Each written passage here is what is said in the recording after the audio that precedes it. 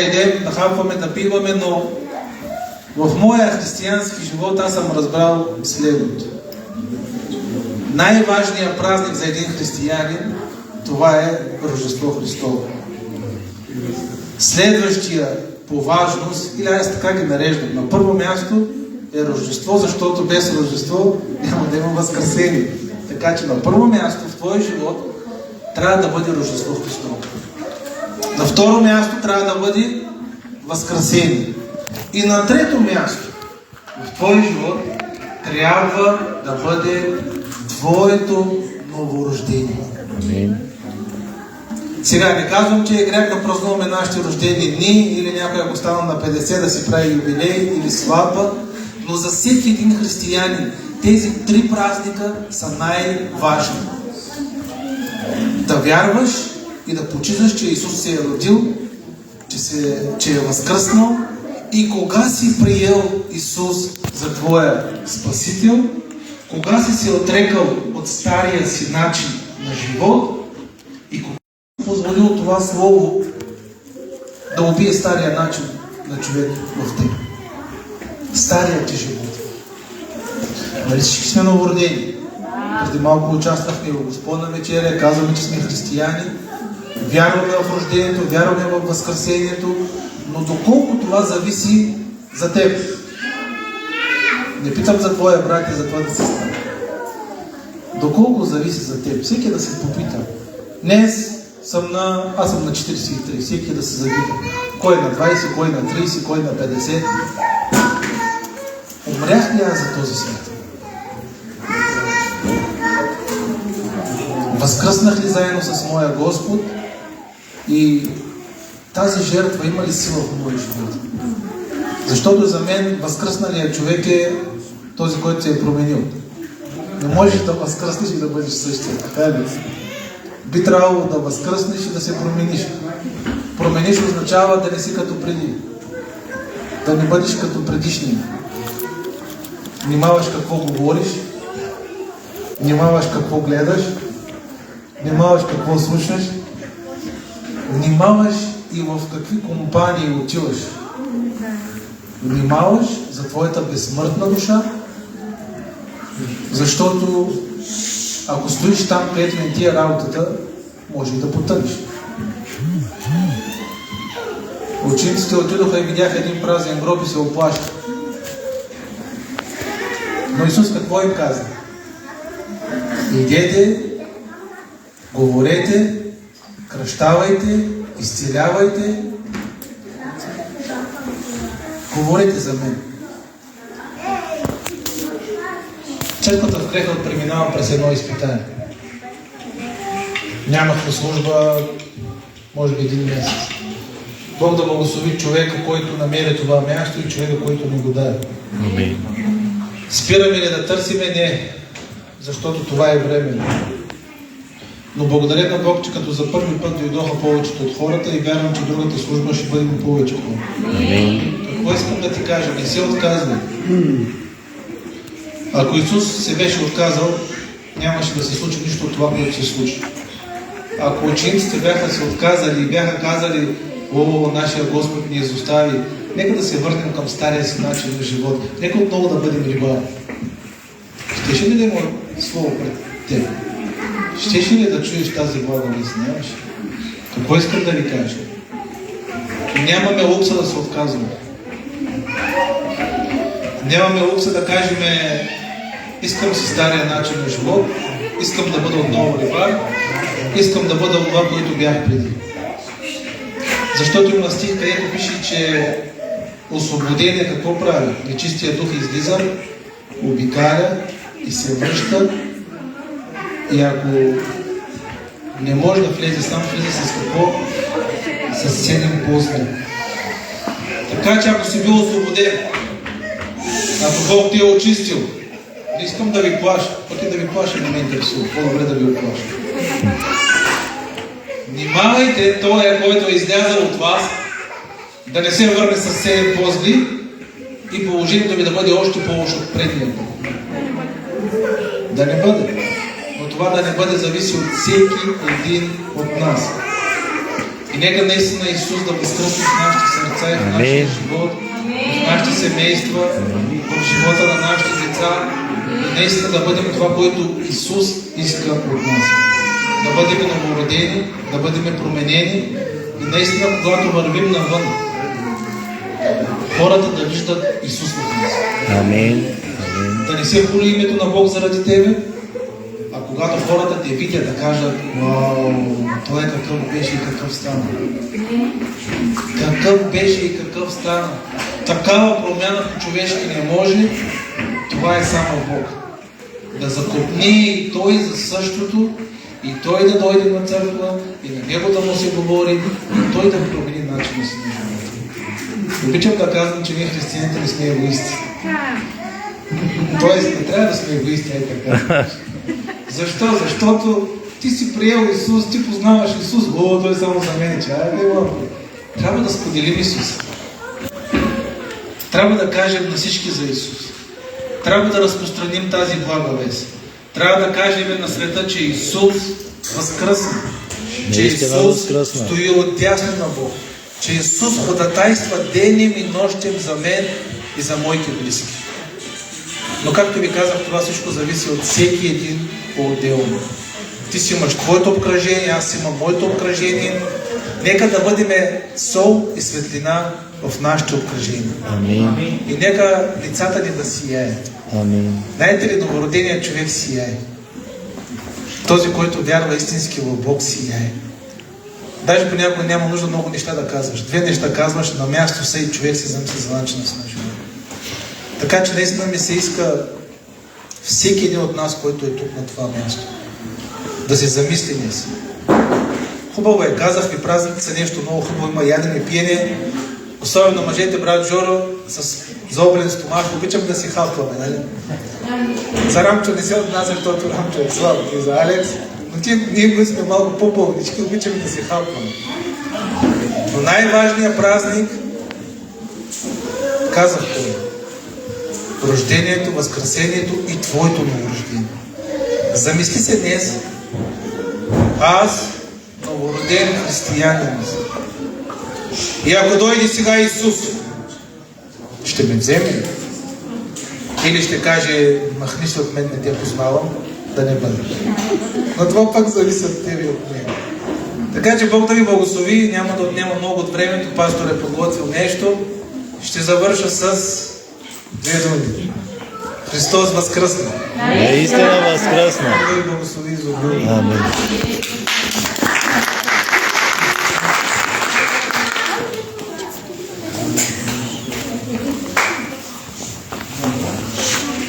Христос възкръсна. Наистина възкръсна.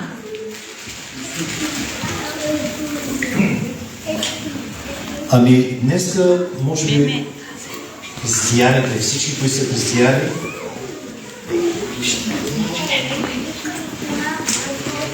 ами, къде Жора? Жора е това. Ага, другия. Другия в туалетната Добре.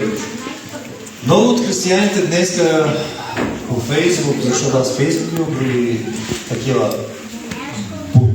нямам. Имам Фейсбук и много от християните пишат и казват: нека Христос да възкръсне във всяко едно сърце. Нека Христос да възкръсне във всеки един дом. Но не знаят целта, защо Исус трябва да възкръсне. Те просто го пишат така по... Чули се от някого, че трябва да стане, ама защо? Каква е причината? Да бъдат спасени. Добре. Сега ще четем, за да разберем.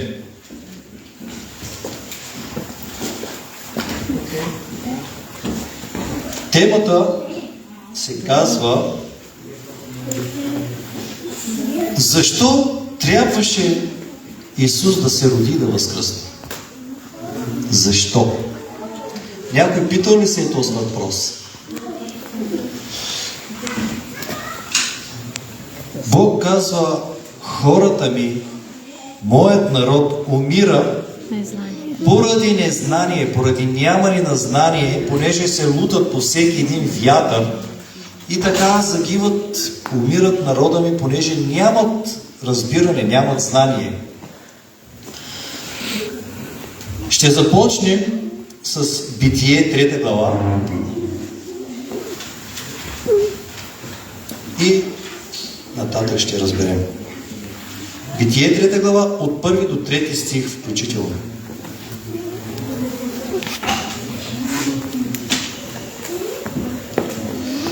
А змията беше най-хитра от всички полски зверове, които Господ беше създал. Господ беше създал. И тя каза на жената: истина ли казва Бог, да не ядете от никое дърво в градината?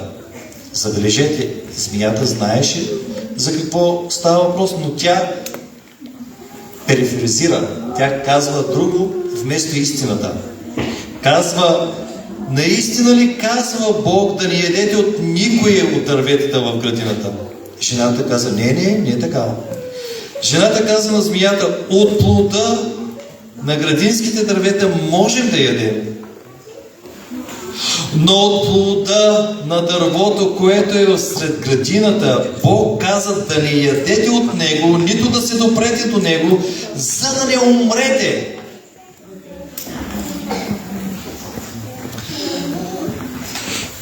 В днескашно време всички хора казват: аз ако стана християнин, не трябва да правя това и това и това и това и това и това, както Сатаната каза на жената, на Ева. Ами, вярно ли каза, че Бог от всичките дървета да ни ядете? Ние си мислим, че когато сме християни, не трябва нищо да правим. И много хора се плашат от това нещо. Пък Бог каза едно нещо, както на Ева, както на Адам и Ева, така каза и днес: не съгрешавайте. Това е. И така, но Ева добави: не, Бог ни позволи да едем от всички дървета, но от дървото за разпознаване на доброто и злото. Бог каза да ни ядем, даже и да не се допираме до него. Даже и да не се допираме до него.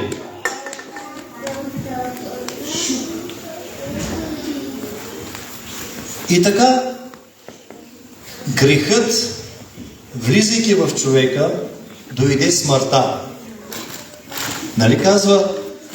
И Бог казва в 3 стих: но от плода на дървото, което е всред градината, каза да не ядете от него, нито да се допрете до него, за да не умрете. Идва смърт. И в един момент отива, дявола е излъгва, нали? Отива и яде от плода и тя не умира. И се казва: опа! Не умрях. И вика мъжа и на него дава, и той не умира. И двамата живеят. Но те не знаеха, че те вече умряха. Духовно е. Умряха. Защо? Защото те преминаха от свят човек, който беше свят, преминаха вече в грешен човек. Човек, който се греши. Това беше умирането, грехът. Защото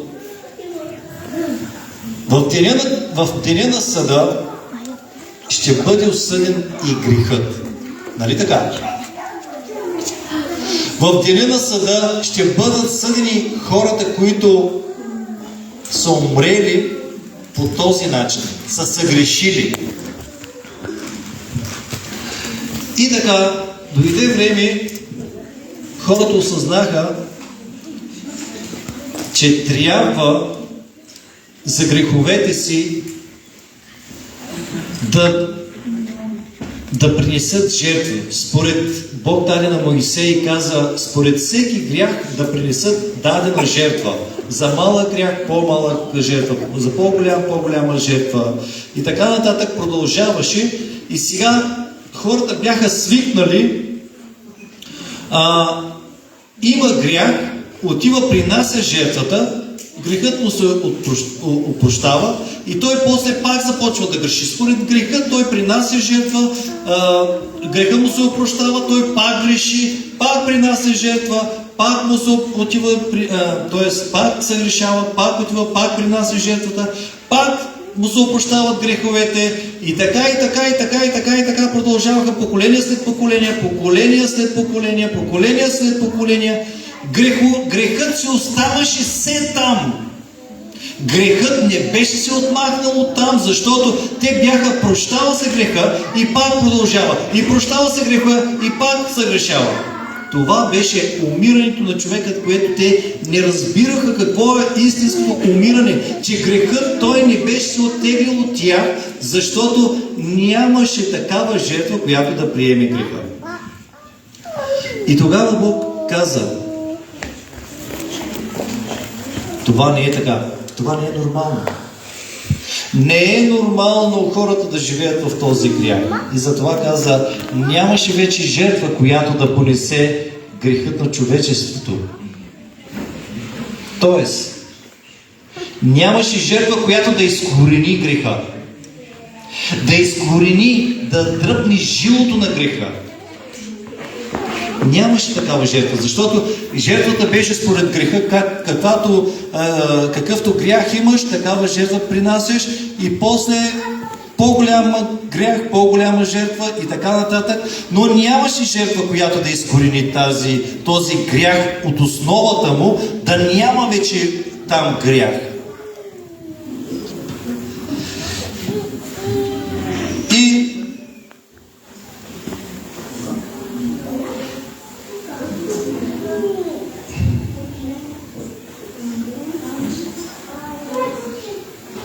нека да отидем в 1 Коринтияни 15 глава. –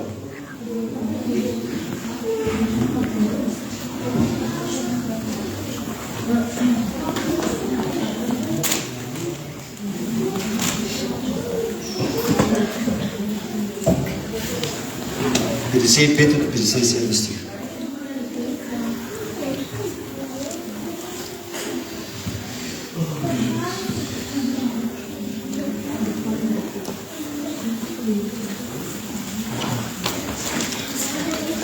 О, смърте! Къде ти е победата? Павел осъзна, след като Исус умре и възкръсна. Павел беше един от хората, които гонеше църквата, онази църква, която Исус беше с тях, и той сред тях умре и възкръсна. И тогава Духът открива на Павел и казва: къде остана победата на смъртта? Смъртта вече беше победена. Халелуя. Смъртта беше стъпкана. Няма смърт. Халелуя. Когато живее мъртъв човек, смъртта няма победа. И Павел чрез Духа казва на смъртта: о, смърте, къде е твоята победа? После казва: о, смърте, къде ти е жилото? Къде е жилото? Онова жило, което държеше хората в смърт. Смърт, която докараха Адам и Ева. Тази смърт беше жилото, което държеше хората в постоянна смърт, но те не го осъзнаха, докато не дойде Исус. Дойде Исус. Той умря. За да изкупи човечеството от тази смърт, той трябваше да пострада. Трябваше да пострада. Страданието му беше отплатата. Отплатата, която той плащаше. И Павел видя всичко това, осъзна го и каза: о, смърте, къде ти е победата? Ти вече нямаш власт. Исус възкръсна. Мъртвия възкръсна. Няма смърт. Ако мъртвия възкръсна, наскоро слушах един... той беше направен като филм. Казва: няма тъмнина. Има липса на светлина. Защото и в най-голямата тъмнина, пуснете една голяма крушка, пак няма тъмнина. И сега, докато Исус възкръсна, къде остана смъртта? Той беше умрял. Победено. Но няма победа тази смърт. Исус възкръсна. Възкръсвайки Исус, Той изкорени жилото на смъртта. Защо изкорени? Защото Той плати цената за тебе, за мене и за всеки един, който повярва в Него. Той плати истинската цена, като отиде на този кръст, като предаде себе си и възкръсвайки, жилото на смъртта вече беше изкормено оттам. И когато чувам днеска, нека Христос да възкръсне в твоето сърце. Ами ако Христос е възкръснал, Той би трябвало да изкоренил това жило там, това жило да го няма вече там. Слушам, гледам, чета, нека Христос да възкръсне във всяко едно семейство. Амин да бъде. Но нека, възкръсвайки Христос в нашите семейства, Той вече е възкръснал. То възкресението вече е случено, но трябва ние, приемайки го, ние да вземем този възкръсналия и той да изкорени отвътре жилото. Нали се сещате, когато има такива цирийчета по тялото на човека и това цирийче, ти го изцеждаш, но то пак почва да събира гной. Защо? Защото вътре има едно малко жило, което държи тази гной. Той създава отново гной. В същия начин беше жилото. Той създаваше грях след грях, грях след грях, грях след грях. Ти плащаха, изцеждаха тази пъпка, изцеждаха я. Тя пак се появяваше, защото те принасяха жертва, обаче след това те знаеха, че вече грехът им е опростен. Те отново грешаха, като знаеха, че отново ще принесат жертва. И Бог каза, вече се отвръщавам от вашите жертви. Отвръщавам се от греховете, които вършите, за да ми принасяте жертви. Отвръщавам се от всичко това, което вършите, за да ми принасяте жертви. И изпращам себе си, изпращам сина си, роден от жена. Изпращам го, за да бъде цената, която плащам, за да изкорени това жило. Когато говорим, когато се поздравяваме, Исус Христос възкръсна, ние знаем ли какво направи Исус Христос след като възкръсна? Когато възкръсна Исус Христос, какво е направил за мене, за моето семейство? Тази сутрин, докато пишех това, звъннаха семейството ми в България и дъщеря ми Малина каза: тати, молят се, изпрати ни го, това нещо е много силно, искам днес да го прочета и аз. Тоест Миглена беше. Знаете ли колко е важно? Колко е важно ние да осъзнаваме какво значи Христос да е възкръснал за мене и за тебе. Какво значи това? Това значи, че ако аз съм вярващ и вярвам в Бога и съм приел онзи възкръсналия Христос в живота си, Христос, идвайки Той, ако е възкръснал за мене, Той значи е изкормил онова жило. Може ли малко децата? Не, точно. Той е изкормил онова жило, което държеше греха жив. Докато при старите хора, при старозаветните хора, греха никога не беше умрял. Той беше винаги жив. Греха не беше умрял, защото, пак казвам, те грешаха, принасяха жертви, но той грехът не беше умрял. Той си беше там. Нека да се запитаме ние. Днес аз приех възкръсналия Христос. В мене този грях дали е още жив? ако сме приели Господ Исус Христос възкръсналия, би трябвало греха в нас да е вече мъртъв. Защото Павел казва: аз умрях за греха, за да живея за Господа. Разбирате ли? Онези, които са в Господа, Библията казва, те са ново създание. Амин. Ново създание, защото старото естество е преминало. Онова, което грешеше, казва: Господи, покайвам се, отново пак греша, и после пак казвам: покайвам се, пак греша, пак казвам: покайвам се. И Библията казва: онова старо естество вече е преминало. То го няма. Старото премина и всичко стана ново.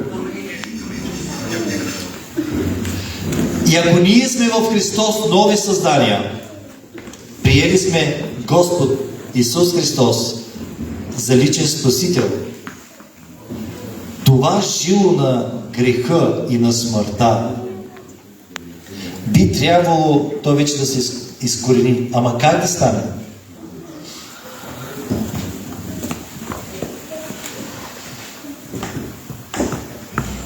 В Римляни 3 глава, Римляни 3 глава, 3 до 20, 3 глава от 23 до 25 стих казва така: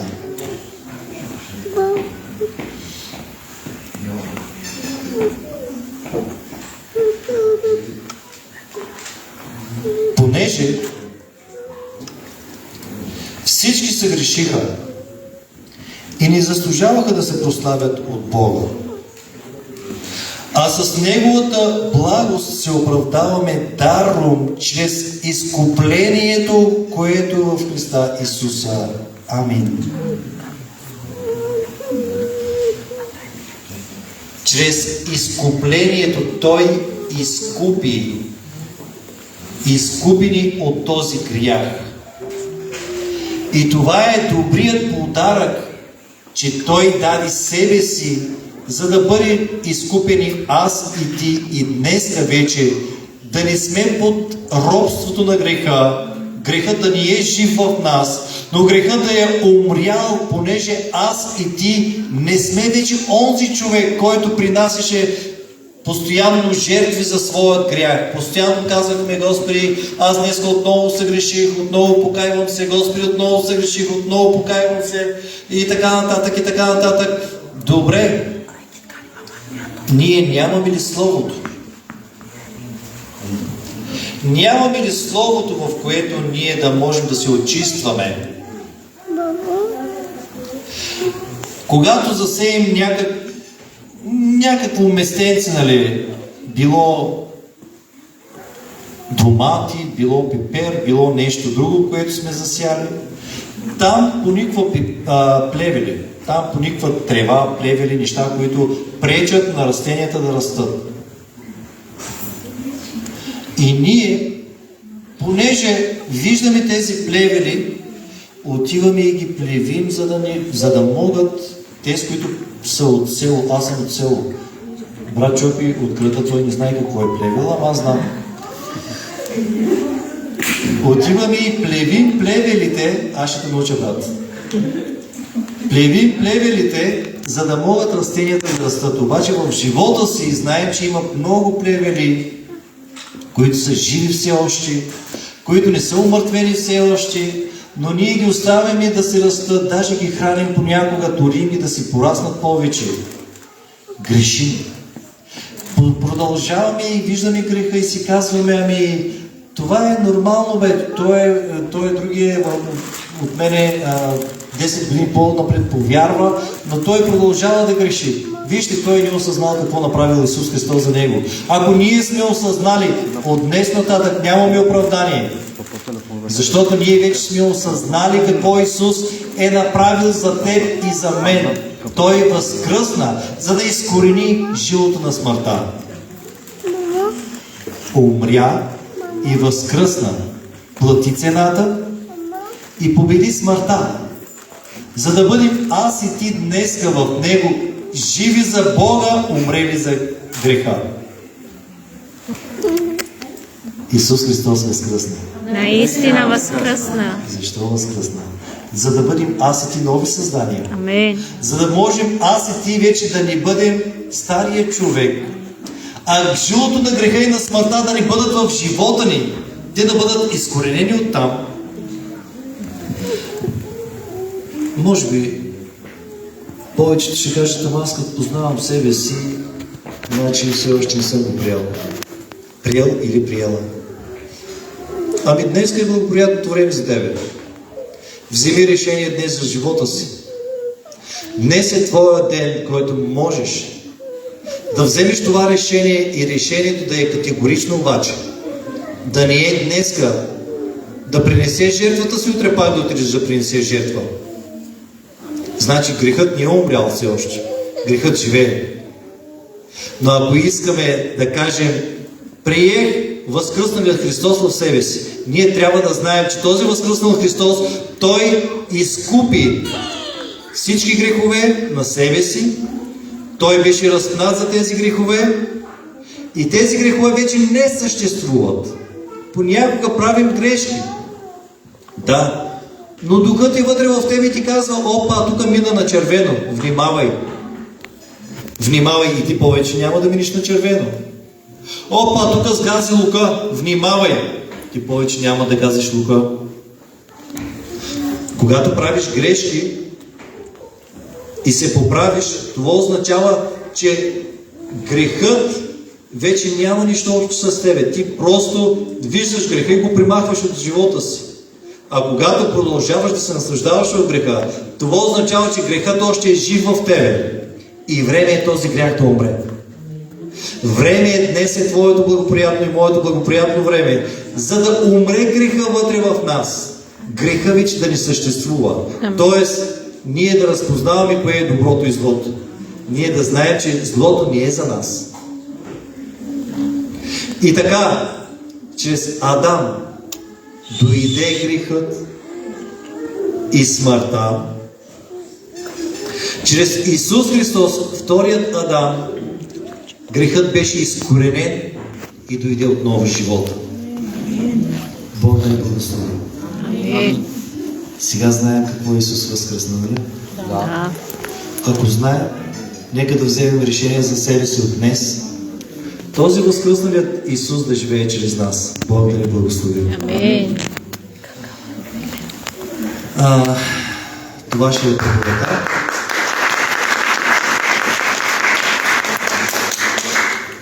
За тази зала всяка неделя ще се събираме. Брат Жоро в момента трябва да каже дали може от 17 от 5 часа. Добре. От 5 часа всяка неделя сме тук, докато Бог ни подари друга сграда. Амин. Тук сме за Черпало. Беше казано, брат Жоро, може би аз не разбрах правилно. Те питаха дали ще се яде вътре. Ние казахме, че няма, но не знам дали е възможно да се почерпи вътре.